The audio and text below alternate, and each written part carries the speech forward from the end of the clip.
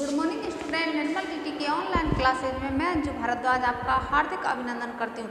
बच्चों, अब आज हम गद्य की विधियों के बारे में अध्ययन करेंगे। गद्य पद, ये विधा तो आपने सुनी होगी। गद्य का जो प्रारूप है, गद्य शब्द संस्कृत भाषा की गद्य धातु से बना है। गद्य जो शब्द है ये किससे बना है? संस्कृत भाषा की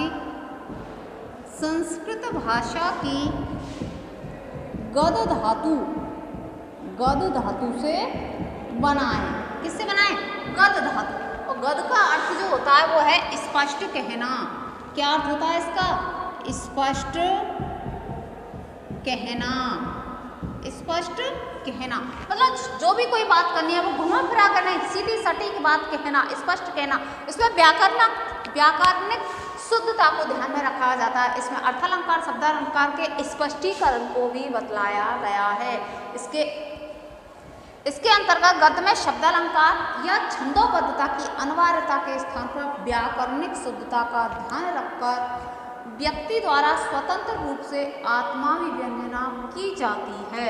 स्वतंत्र रूप से कहना, उनको मूल रूप में दबाव नहीं, जो कहना है वो स्पष्ट रूप से कहना। इसके अंतर्गत आपको पहले मैंने बतलाया हुई है, जैसे निबंध आता है, कहानी आती है, कथा आती है, जीवनी आती है, नाटक, एकांकी, आत्मकथा, यात्रा वर्णन, कथा, एकांकी, नाटक, आत्मकथा, यात्रा वृतांत, संस्मरण, जीवनी, ये सारी चीजें गद्य के अंतर्गत आती हैं, जिसमें जो लेखक होता है, जो कवि होता है, वो अपने जो शब्द कहना चाहता है वो स्पष्ट रूप से इसमें कर देता है। उसमें छंदोबद्धता एवं अर्थालंकार की अनिवार्यता के स्थान पर क्या वही पद में ये चीज होने चाहिए, छंदों में होना चाहिए, अलंकार भाषा दिखनी चाहिए, इनकी अनिवार्यता के स्थान पर इसमें शब्दों के ऊपर जोर दिया गया है। व्याकरणिक शुद्धता इसके अंतर्गत होनी चाहिए। उपन्यास हुई, रेखा चित्र हुए, रिपोर्टाज हुए, ये सारी चीजें गद्य के अंतर्गत आती है। जैसे हिंदी में भी पिछले 100 वर्षों से इसका विकास माना जाता है। भारतेंदु हरिश्चंद्र के समय से गद्य की जो विधाएं वो सारी इसके अंतर्गत आती है। अब गद्य का जो प्रारूप है, जैसे आपने ऋग्वेद, यजुर्वेद, सामवेद, ये कुछ वेद पढ़े हैं, कुछ तो क्या है पद में, पदों के अंतर्गत का संकलन किया। तो जैसे यजुर्वेद में भी इसका हुआ वर्णन, गद्यात्मक यजुर्मको, तो वहां से इसका वर्णन भी लिया गया। अब इसके तो हो गए कुछ मूल शब्द, मूल भाषा, क्या कहना, स्पष्टीकरण करना। अब इसकी कुछ विधियां भी है संस्कृत के अंतर्गत, इसकी कुछ विधियां हैं। उन विधियों का हम किस प्रकार से प्रयोग करते हैं? पहली जो इसके अंतर्गत वो विधि है, वह विधि है अर्थबोध विधि। पहली इसकी विधि है अर्थबोध विधि। नाम से ही इसको स्पष्ट हो रहा है, अर्थ का बोधन कराना, अर्थ का स्पष्टीकरण कराना, अर्थबोध विधि कहलाती है। आप जब भी कोई कंपटीशन की तैयारी करते हो जिसमें संस्कृत की या हिंदी की जो शिक्षण विधि आती है, उसमें से पूछते हैं कि गद्य या पद्य की कौन सी ऐसी विधि का नाम देते हैं, या फिर कहते हैं गद्य की कौन कौन सी विधियां हैं, पद्य की कौन कौन सी विधियां हैं, इनका नाम आ जाता है। जैसे अर्थबोध विधि, भंडारकर विधि, व्याकरण विधि, बहुत सारी विधियां हैं। उन विधियों का इसमें से नाम आ जाता है, तो गद्य की क्या हो जाती है? अर्थबोध विधि। इस अर्थबोध विधि का अपर नाम भी है, दूसरा नाम भी है अर्थबोध। इस विधि में शिक्षक कठिन शब्दों के अर्थ बताता है। क्या करता है इसमें? शिक्षक कठिन शब्दों का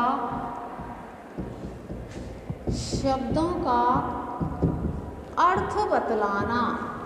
जो भी कठिन शब्द हैं, कठिन शब्द लिख देते हैं ब्लैक बोर्ड पर, उसके अर्थ बतलाता चला जाता है, तभी तो इसका नाम क्या है? अर्थबोध विधि हुई। कोई भी कठिन शब्द आए, इसमें कोई भी वर्ड हो, उन वर्डों का स्पष्टीकरण करना, उनका अर्थ बतलाना। तथा प्रविधियों की सहायता से छात्रों को उद्बोधित करते हैं। विद्यार्थी श्रोता बनकर रह जाता है, इसमें उद्बोधन। तो इसमें क्या होगा, शिक्षक क्या होगा, क्रियाशील। एक ये भी पॉइंट बनता है इसमें शिक्षक केवल क्रियाशील होता है, छात्र क्या होता है, गौण, क्योंकि छात्र का कोई रोल नहीं होता। किसका रोल होता है इसमें, शिक्षक का। शिक्षक ही तो करता है, अर्थ कराता है, अर्थ का स्पष्टीकरण करना। इसलिए इसका नाम, दूसरा नाम है उद्बोधन विधि। उद्बोधन विधि, ये इसका क्या नाम है, अपर नाम। तो कभी पूछ लेता है कि अर्थबोध विधि अपर नाम के मस्ती, तो अर्थबोध विधि का नाम क्या है, उद्बोधन विधि। अगला जो इसका पॉइंट वो है विधि, वो है व्याख्या विधि। व्याख्या विधि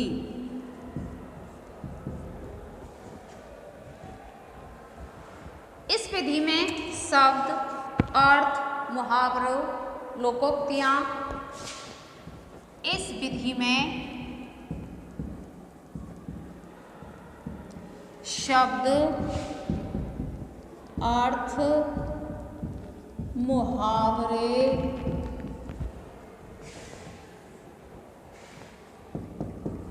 लोकोक्तियां,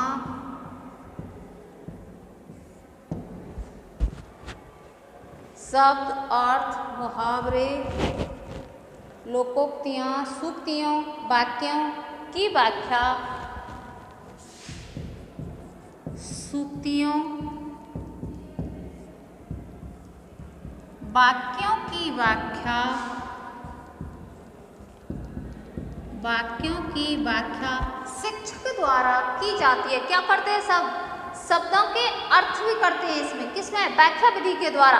कोई भी ऐसा कठिन शब्द आएगा जिससे शिक्षक उसमें प्रकृति, प्रत्यय, संधि, समास, व्याकरण की शुद्धता, अशुद्धता, कहाँ पर इसका अर्थ बतलाया गया, उन सबको स्पष्टीकरण करता हुआ चलता है। कौन से मेथड के द्वारा, व्याख्या मेथड के द्वारा। इसमें जो मुहावरे आएंगे उन मुहावरों का अर्थ भी बतलाना। नाच न जाने आंगन टेढ़ा। लोकोक्तियां, जो भी लोक की उक्तियां, उन उक्तियों को, जो भी सूक्ति हैं, कैसे, जैसे वहाँ पर कौन सी है, अभिज्ञान शाकुंतलम के अंतर्गत जो 4 सूक्तियाँ जो बहुत ही महत्वपूर्ण है, वो अर्थोही कन्या पर की है। उन सूक्तियों का अर्थ किसके अनुसार, व्याख्या विधि के अनुसार, के कन्या रूपी जो धन है वो कैसा है, धरोहर के रूप में रखा जाता है, जो कण्व ऋषि कहते हैं। तो वो जो सूक्तियाँ, उनका भी व्याख्या मेथड के द्वारा। ये व्याख्यान जो मेथड होता है, व्याख्या, वो छोटी कक्षाओं के लिए उचित नहीं, ये बड़ी कक्षाओं के लिए उचित होता है। व्याख्या जो मेथड होता है वो बड़ी कक्षाओं के लिए उचित है। क्यों होता है उचित, क्योंकि छोटे बालक के आ गए तो आप कुछ भी बोलते जाइए, उनके ऊपर कोई प्रभाव नहीं पड़ेगा और वो कुछ उनके बारे में जानेंगे नहीं। फिर वाक्यों की व्याख्या करना, कोई भी वाक्य ऐसा आ जाएगा, उस वाक्यों का स्पष्टीकरण व्याख्या विधि के द्वारा किया जाता है। इससे शिक्षक, जिससे भावार्थ भी स्पष्ट हो जाता है। विभिन्न व्याकरणिक तत्वों की उदाहरण द्वारा व्याख्या देकर गद्य के मूल उद्देश्य बालक के शब्द शक्ति भंडार में करना, वृद्धि करना, इस विधि के अंतर्गत आ जाता है। उदाहरण मैंने जब बताया ना, अर्थोही कन्या पर किए जो उदाहरण उन्होंने दे दिया, उस उदाहरण के द्वारा वाक्य के शब्द भंडार में वृद्धि करना। अपन जो लेसन प्लान बताते हैं ना गद्य में, शब्द भंडार में वृद्धि करना, उन अर्थ समासिक शब्दों को, उनको व्याकरणिक शुद्धता को, ये सारी चीज़ों को व्याख्या विधि के द्वारा शिक्षक बालकों को समझाता हुआ चलता है और उनके शब्दों के भंडार में वृद्धि करते जाते हैं। कौन से मेथड के द्वारा, व्याख्या मेथड। वैसे तो ये व्याख्या मेथड ऐसा है कि कोई सी भी प्रविधि या विधि का आप चयन करो, उस विधि में ये जरूर ही आती है। इस विधि के द्वारा सारी विधियाँ फेल है, क्योंकि बिना व्याख्या मेथड के आप कोई भी टॉपिक क्लियर नहीं कर सकते। अगली जो विधि है इसकी, वो है विश्लेषण या प्रश्नोत्तर प्रणाली। विश्लेषण या प्रश्नोत्तर प्रणाली अगली जो विधि है वो है विश्लेषण। कोई भी आप ऐसा टॉपिक ले लीजिए, कोई भी वर्ड ऐसा ले लीजिए जिसका आपको खंड खंड करना, विश्लेषित करके करना। प्रश्नोत्तर प्रणाली के द्वारा आप हर किसी चीज़ को नहीं समझा सकते हो बालक को कि हमारा देश क्या है, हमारा देश कौन से महाद्वीप में स्थित है, तो पहले विश्व की पूरी जानकारी देना, विश्व में कितने महाद्वीप है, कितने महासागर है, कौन कितने में कितने कितने देश हैं, उस कौन से महाद्वीप में हमारा देश आता है, एशिया महाद्वीप में कितने देश हैं, उन देशों के अंतर्गत भारत आता है। फिर भारत की राजधानी कौन सी है, ये है। फिर राजधानी भारत के अंतर्गत कितने राज्य हैं, कितने राज्यों में हम कौन से राज्य में रहते हैं, तब उस राज्य के अंतर्गत हमारा जो मूल टॉपिक है उस टॉपिक के ऊपर हम आते हैं। तो किसके प्रश्न तो हमने कर लिए, प्रश्नों के द्वारा उसको विश्लेषण करते हुए जाना। विश्लेषण बहुत ही महत्वपूर्ण क्या है, प्रणाली मानी गई है। जब तक आप किसी भी वाक्य का, किसी भी शब्द का, किसी भी प्रकरण का आप विश्लेषण नहीं करोगे बालकों के समक्ष, बालक कुछ भी नहीं समझ सकता। इसके अंतर्गत बतलाया है पाठ की प्रस्तावना, पाठ का विकास। क्या बतलाया है, पाठ की प्रस्तावना, पाठ का विकास, पाठ की प्रस्तावना, पाठ का विकास, मूल्यांकन। गद्य पाठ के अन्य सोपानों का अनुसरण करने के लिए मूल्यांकन, मूल्यांकन। गद्य के अन्य सोपानों का अनुसरण करने के लिए प्रश्नों का सहारा लेता है। बालक विचार करके उत्तर देते हैं। पाठ की मूल प्रस्तावना, हम जैसे पढ़ाते हैं, हमारा क्या महाराणा प्रताप का जो है प्रस्तावना प्रश्न निकालने पड़ते हैं, या पाठ का मूल विकास करना होता है, मूल उद्देश्य पता। तो हम पहले बहुत सारे क्या हमारे जो वीर हुए उन वीरों का चित्र वर्णन करेंगे। वर्णन करते हुए हमारे राजस्थान में कौन कौन से वीर हुए थे, कौन ने किससे लड़ाई की थी, तो 1527 में किसके और किसके बीच में युद्ध हुआ था, खानवा का युद्ध का, उसका मूल प्रस्तावना निकालना। ये प्रश्नों के द्वारा तो बालक विचार करके इसमें उत्तर देता है, साथ में विश्लेषण करते हो। फिर पाठ का इसमें मूल्यांकन होता है, मूल्यांकन का अनुसरण करते हुए बालक इसके विकास की ओर बढ़ते हैं। केवल प्रश्नोत्तर प्रणाली के माध्यम से ही पाठ का विकास नहीं हो पाता है। इसके साथ साथ अन्य विधियां जैसे व्याख्यान विधियों का प्रयोग होता है। केवल प्रश्नोत्तर प्रणाली से नहीं, मैंने कहा ना ये व्याख्या मेथड ऐसी है, ये सारी विधियों में हमें काम लेनी पड़ेंगी। बिना व्याख्या विधि के, व्याख्यान मेथड के हम कोई सी प्रविधियों का प्रयोग नहीं कर सकते। बालक को प्रस्तावना निकालेंगे तभी व्याख्या हमें करनी पड़ेगी। बालक को मूल विकास, मूल्यांकन, जो भी कार्यकलाप हमें करवाने हैं व्याख्या विधि के द्वारा ही करवाया जा सकता है। अगली जो विधि है इसकी वह है समीक्षात्मक विधि। कौन सी विधि है, समीक्षात्मक विधि। नंबर 4,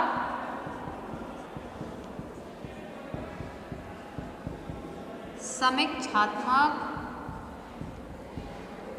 विधि।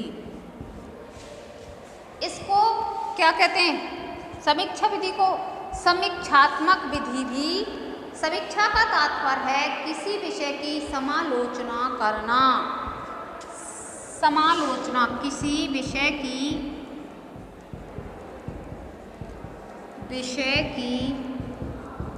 समालोचना करना, किसी भी विषय की समालोचना करना।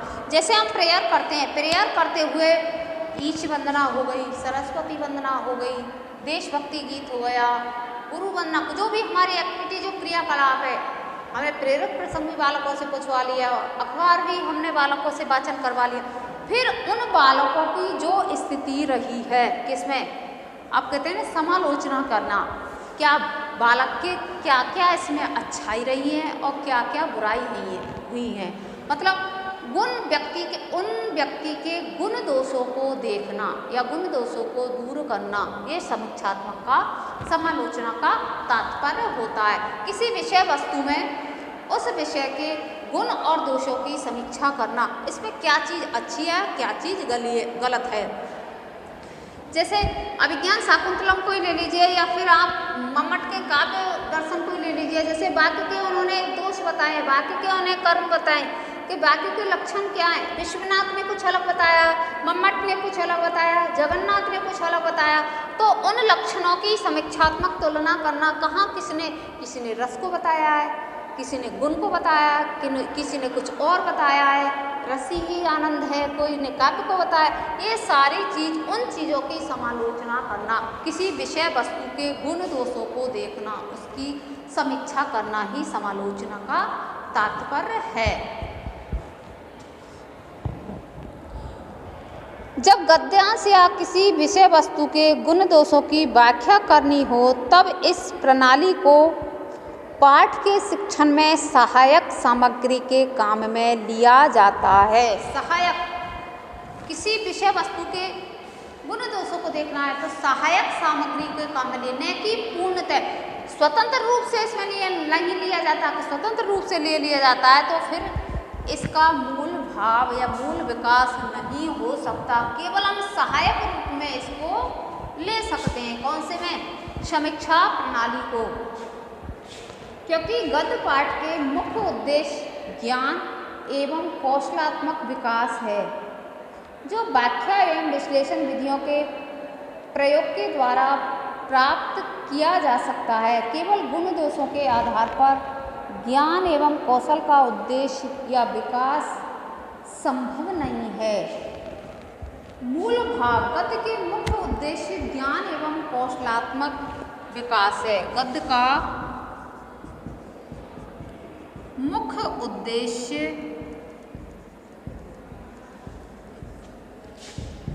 ज्ञान एवं कौशलात्मक विकास करना। क्या है इसका मुख्य उद्देश्य? ज्ञान एवं कौशलात्मक विकास करना, जो व्याख्या विश्लेषण विधियों के प्रयोग से प्राप्त किया जा सकता है। किसके अनुसार? इसका जो विकास है किसके अनुसार किया जाता है? व्याख्या और विश्लेषण विधि के द्वारा। केवल उनके गुण दोषों के द्वारा ही इसका विकास नहीं किया जा सकता। व्याख्या विधि और कौशल विधि, प्रश्नोत्तर विधि के द्वारा इसका विकास किया जा सकता है। ज्ञान एवं कौशलों का उद्देश्यों का विकास गुण दोषों के आधार पर हम नहीं कर सकते। तो गद्य की विधियों के अंतर्गत पहली जो विधि थी वो थी उद्बोधन विधि अर्थात अर्थबोध विधि। शिक्षक के द्वारा कठिन शब्दों का अर्थ बतलाते हुए छात्रों को जाना, छात्र उसको सरलता से किस प्रकार से सीख सकते हैं, छात्र किस प्रकार से उनका अध्ययन ग्रहण कर सकें। दूसरी थी इसमें व्याख्या विधि। इस विधि के अंतर्गत शिक्षक, यहाँ पर भी शिक्षक ही सक्रिय होता है और छात्र कैसा होता है? गौण। शिक्षक क्रियाशील और छात्र गौण। और व्याख्या विधि के अंतर्गत भी शिक्षक क्या होता है? क्रियाशील और छात्र गौण। क्यों? इस विधि में भी शब्द अर्थ, मुहावरे, लोकोक्तियाँ, वाक्यों का निर्माण, ये सारी क्रियाएं कौन करवाता है? केवल शिक्षक करवाता है। शिक्षकों के द्वारा ही इसका स्पष्टीकरण किया जाता है। नंबर 3 विधि थी वो थी विश्लेषण एवं प्रश्नोत्तर प्रणाली। विश्लेषण विधि के द्वारा, प्रश्नोत्तर के द्वारा बालक की पाठ की प्रस्तावना, पाठ का मूल विकास, इनके बारे में बतलाना। अगली थी वो थी समीक्षात्मक विधि। समीक्षात्मक विधि का मूल जो उद्देश्य था वो है किसी विषय की समालोचना करना। किसी विषय की समालोचना करना अर्थात गद्य का मुख्य उद्देश्य है ज्ञान एवं कौशलात्मक विकास करना, जो केवल समीक्षात्मक विधि के द्वारा नहीं किया जा सकता, विश्लेषण और व्याख्या विधि के द्वारा किया जा सकता है। समीक्षा विधि एक सहायक सामग्री के रूप में हम काम में ले सकते हैं गद्य की विषय के अंतर्गत। इसको स्वतंत्र रूप में काम में हम इसको नहीं ले सकते, क्योंकि गद्य का विकास समीक्षा विधि के अंतर्गत पूर्णतः स्वतंत्र रूप में नहीं कर सकते। मूल रूप से इसका उद्देश्य ज्ञान एवं कौशलात्मक विकास के अंतर्गत आता है। अब इसके बाद आता है ये हो गई आपकी गद्य की विधियाँ। अब आपको रेखा चित्र क्या है उसके बारे में अध्ययन करवाएंगे।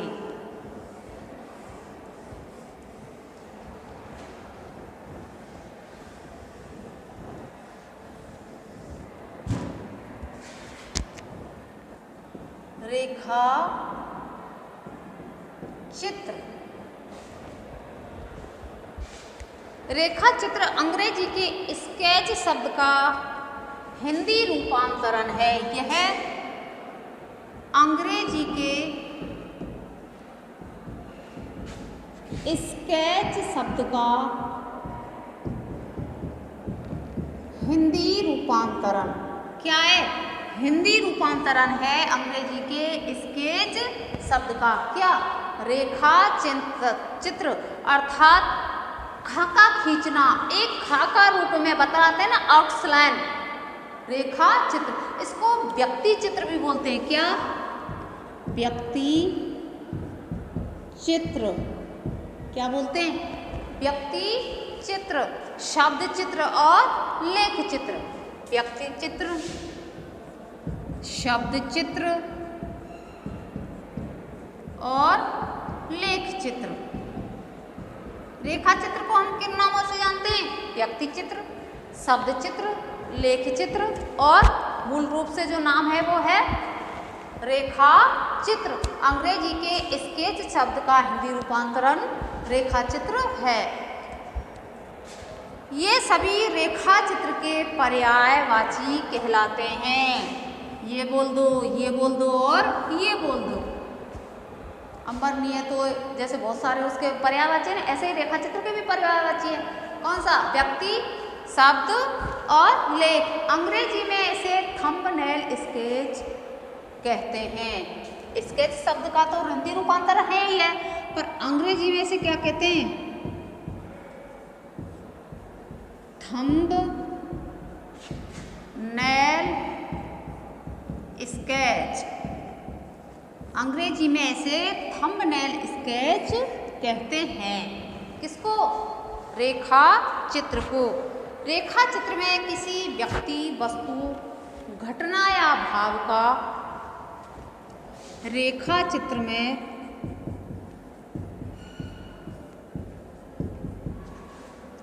किसी व्यक्ति, वस्तु, घटना, रेखा चित्र में किसी व्यक्ति, वस्तु, घटना या संदर्भ का, व्यक्ति, वस्तु, घटना या भाव का कम से कम शब्दों में, घटना या भाव का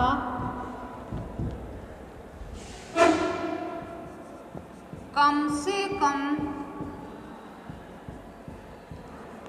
शब्द में